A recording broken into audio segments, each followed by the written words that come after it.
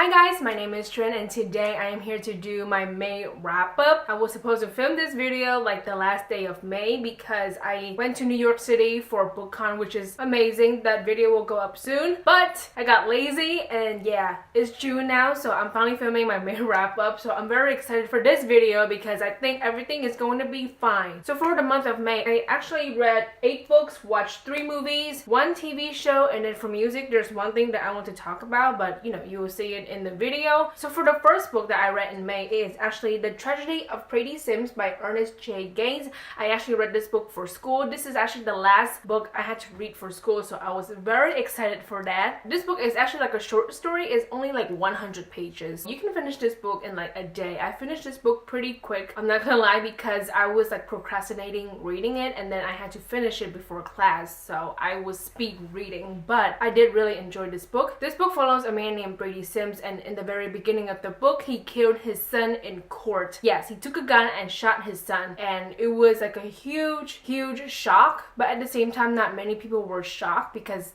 you know, it's Brady Sims. So after that event in the court, everyone, you know, saw it, and then this guy who's like, you know, the main character, I guess, but then again, I don't view him as the main character, but he is a reporter, so he is given this assignment to write about Brady Sims and stuff. So he goes to the barber shop, and there are many people in the barber shop, and of course they talk about Brady Sims, and they talk about his life and his children and what he does, and they're speculating on why Brady Sims killed his own son. So it goes forward from there. I really enjoyed this story because it opened up my eyes, because there is a legitimate reason why Brady Sims killed his own son. You have to read it to find out, but then again, I feel like some people can understand why, because in the very beginning of the book, his son was about to go to jail. It is a very sad book. It's not happy whatsoever because it deals with a very serious topic. My class and I discussed how like the prison system in this book is also like a form of slavery. It's crazy, honestly. So I gave this book a 5 out of 5 stars. I thought it was really thought-provoking because this came out in like 2017, I believe. It was like a pretty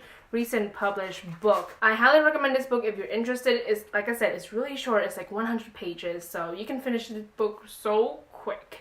So yes, 5 out of 5 stars for The Tragedy of Brady Sims. The second book I read is The Witch Doesn't Burn in This One by Amanda Lovelace. This is her second poetry book. This is a Target edition, so you can get this at Target, and I prefer the Target edition more than the original one because I like the cover more and there's more content in the book. So yes, more poems and all that fun stuff. So this book is mostly about women, like the empowerment of women and how patriarchy is actually a bad thing, and women are being uplifted a lot in this book, and how women, like, there's a poem that stood out to me is that there's like a whole page that says I'm sorry, like things that women always say, which is I'm sorry, I'm sorry, I'm sorry, which is so true. It's like a default thing for us to say, like, even though it's not our fault, we don't do shit, we always say I'm sorry. Like, that's like the first thing we always say whenever we talk to someone. I'm not gonna lie, I like The Princess Saved Herself in this one more than The Witch Doesn't Burn, but I still enjoy it for what it is. I'm so glad that I met Amanda Lovelace in New York, which is awesome. I will talk more about that in my BookCon haul or my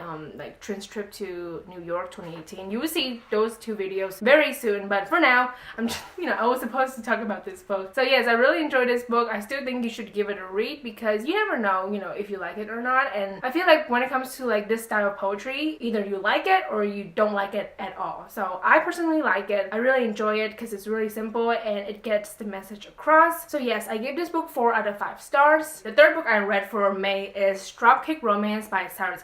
If you don't know who he is, he's actually the husband of Amanda Lovelace. So both of their books were published on like the same day in March, I believe, and I got them both because I was so excited and I wanted to support both of them. And this book is actually about his relationship with his ex, but then also his relationship with Amanda. So it splits in the middle, you know, like the first half is about his toxic relationship with his ex-girlfriend.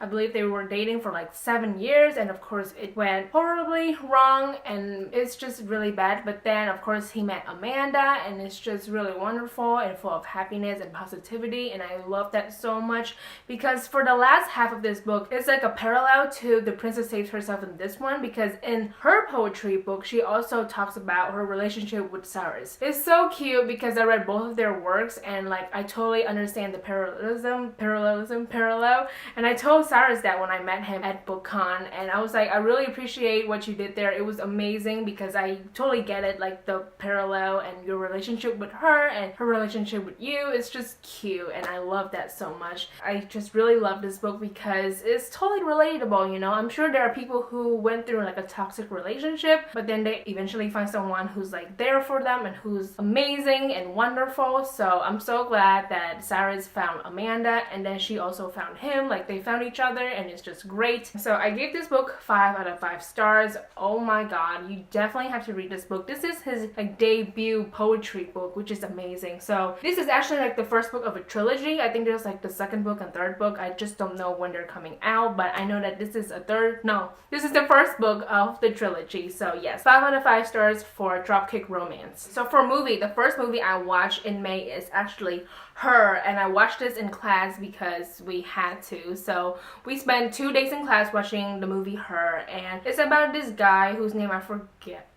Oh my god, I can't believe this, but the main character, he's going through a tough thing in his life, I guess, because like he like divorced from his wife and they've been together for so long, and then he got this like artificial intelligence. Her name is Samantha, voiced by Scarlett Johansson, and then they formed this like relationship and stuff because she's like there for him and she's very, I don't know, quirky and funny, and he's also like funny and stuff like that. So yeah, it's actually really about like human connection and stuff because that's like the main theme in our class, and we had to watch that film because that film fits the theme perfectly. So that's why we spent like 2 days watching that movie in class. So I really enjoyed this movie, but at the same time there are some parts that like I cannot help but be immature, which is like a shame on me because there's like a few sex scene which is like, it's like, what you call it, like phone sex scene? I don't know, not oral sex scene. Wait a minute. There's like a few scenes where like you can hear the sex, but they're not doing that act, if you know what I'm talking about. So it was like really awkward watching it with my classmates because, you know, we're college students. Some of us like really find it intimate, but some of us fucking giggle over it, and I was the one who's like had to like stop giggling because I'm a child deep down. But at the same time, there are some beautiful scenes and moments in that movie. Like the cinematography is beautiful, the music is great. There's like a scene where it's just about the music. It's just like they like film the landscape and stuff and like the guy's life, but then the music is just so emotional and I cry. I was trying not to cry in class. I had to like suppress my emotion because like I cannot start bawling in front of people, so I had to like, you know, like hold it together. But there's like a few scenes that are just so beautiful, and for the plot I think I enjoy it, but then like it's just something about that I find it odd. I mean, like maybe when I watch this in the future maybe I will appreciate it more, because like for now I'm just being irresponsible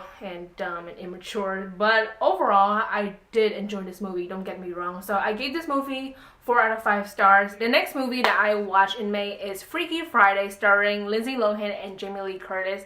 I watched this film because it was on TV, and like I was like downstairs with my mom and my sister, and she found this movie, she put it on, and we just started watching it, and oh my god, I enjoyed it so much. I watched this film like a long time ago when I was young, of course, but like I don't remember much, so watching it again was like a huge relief because I really appreciate this movie, and it was better, like way better than I expected. I think this is when like Disney Channel was at their prime, honestly, because now it's just not good. If you do not know what it's about a mother-daughter relationship between Anna, who's played by Lindsay Lohan, and I think the mom's name is Tess, so, you know, played by Jamie Lee Curtis, and they have a really rough relationship in the beginning of the movie because Anna is like in this rock band and she's a teenager, so like she feels like her mom doesn't get her, and then the mom, she's about to marry a man, so her husband passed away, Anna's dad, and of course like Anna feels like her mom is like moving on too quickly, like marrying this man, and like she doesn't really like the new fiance, I guess. And then one day they go to a Chinese restaurant, and then this Chinese woman gives them like fortune cookies, and then like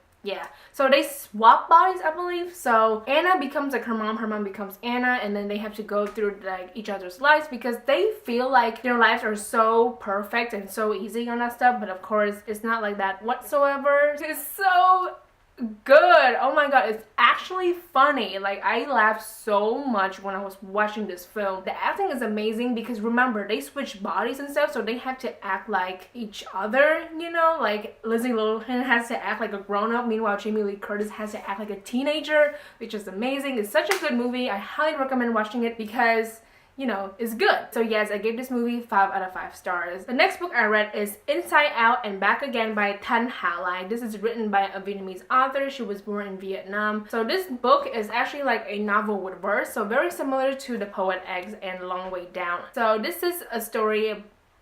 Who's the main character? Ha. Oh my god, I forgot for a moment. But the main character is Ha, and she's like pretty young, and she lived with 3 brothers and a mother, and her father like disappeared like years ago. And basically this takes place like after the Vietnam War. So Saigon fell, and then they both, all of them actually, had to immigrate to America, and they had to go to Alabama and start a new life, learn English. The main character does get bullied a lot when she came to America because like people had given her like hard times and stuff, and it's like really emotional to read because that was me a couple of years ago. But I mean, like, I wasn't bullied like the main character did, but I had to learn English. I had to basically start a new life here, meet new people, and of course it was just like a lot of pressure on me. So I'm so glad I read a book like this, and I can totally relate to that. This is like in the span of a year. Like, it starts with that and it ends with that. It's in the span of a year. So it's crazy how so much can change in just 1 year. Like, it's crazy. I feel like this book is like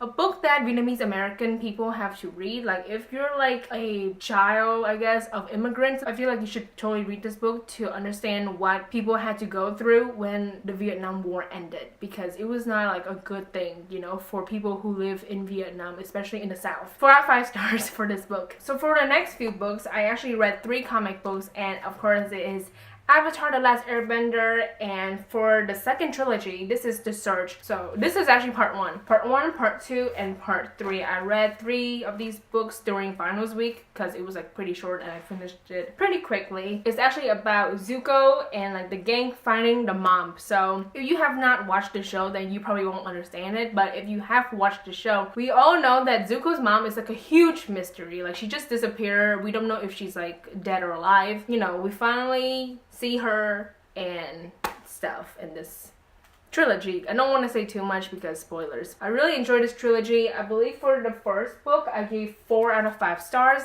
and then for part 2 and part 3 I gave 5 out of 5 stars. So overall it's really good. I mean, I'm so glad I finally read it because I did read this like last year, but I don't remember much, so of course I had to reread it, and I'm so glad I did because oh my god, Ulzzang is a fucking asshole. So Ulzzang is like the main antagonist in the TV show. Damn, in the TV show he's like a dick, but in here he's so much worse. He's like very abusive, definitely abusive, and very controlling. Yes, I'm so glad I read this trilogy because, you know, I love Avatar: The Last Airbender very much. I cannot speak anymore, so highly recommend reading this if you want to.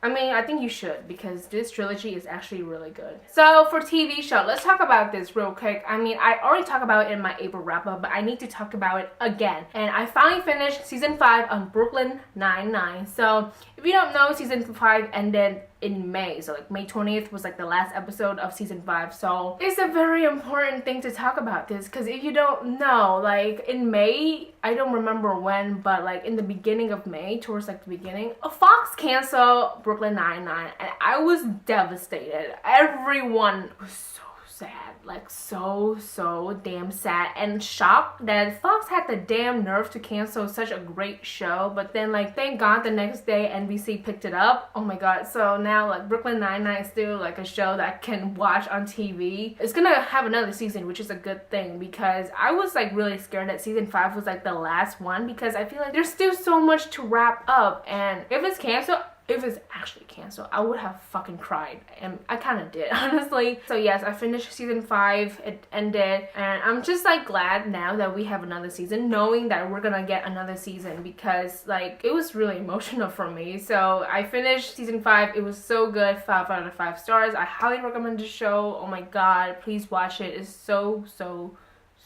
good. So this next one is like a movie but also kind of music too, and I will explain it in like 5 seconds. And I watched Lemonade, and like the actual movie, I guess, like the 1 hour long movie. So if you don't know, Lemonade by Beyonce is a visual album, so you can still listen to the music, but then there's also like a film for the album, and I watched it for the first time back in like 2014, like when it first came out. I remember it was like April 23rd, 2014. It was on HBO. I watched it live. I loved it. But then like 2 years have passed and I decided to watch it again because I was just on this like Beyonce kick. I listened to a lot of her music in May and I watched the film again. It was better the second time, like way better. I appreciate so much more. I appreciate the poems, like the visual, the music, the message behind it, everything. I mean, like Beyonce really put so much of her work and like her talent into this film. Is so amazing. Like I highly recommend watching it if you can because it's available on Tidal, and I have Tidal just for Beyonce. Like seriously, that's why I have Tidal, just for Beyonce, and I'm so glad I watched it again. It was so much better because a lot of things have been reviewed since 2014, you know, like when it first came out, people were speculating that like Jay-Z cheated on Beyonce, but then like we don't know for sure because there's no confirmation. But then Jay-Z came out with his album and it's fucking true, he cheated on her, the dumbass. Honestly, I should have known that it's about Jay-Z because like literally in the very beginning it was so obvious, and I won't talk too much about it because I could go on forever, but this film is literally a masterpiece. It's so good. Like I said, the music, the visual, the message, everything, because it really talks about racism and police brutality. I cry watching this film. It's just so good. So Lemonade deserves a 5 out of 5 stars. It should have won a fucking Grammy back in like 2017. I'm just fucking saying.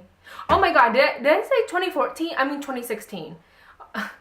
Oh my god, this came out in 2016, not 2014. I'm so sorry about that. So yes, watch this if you can. Remember, it's pretty difficult to find it online if you don't have Tidal. So just watch it. I mean, if you can. So the last book that I read is actually The Astonishing Color of After by Emily X.R. Pan, and I was planning to film like a separate book review and discussion for this book, but I didn't have time. So here we are talking about it in my May wrap up. Trigger warning, a huge trigger warning to suicide and depression because the main character, Lee, her mother passed away from suicide. So it was like a really hard thing for her to cope with, and then her mom becomes a bird, I guess. Oh, if you don't know, this has magical realism.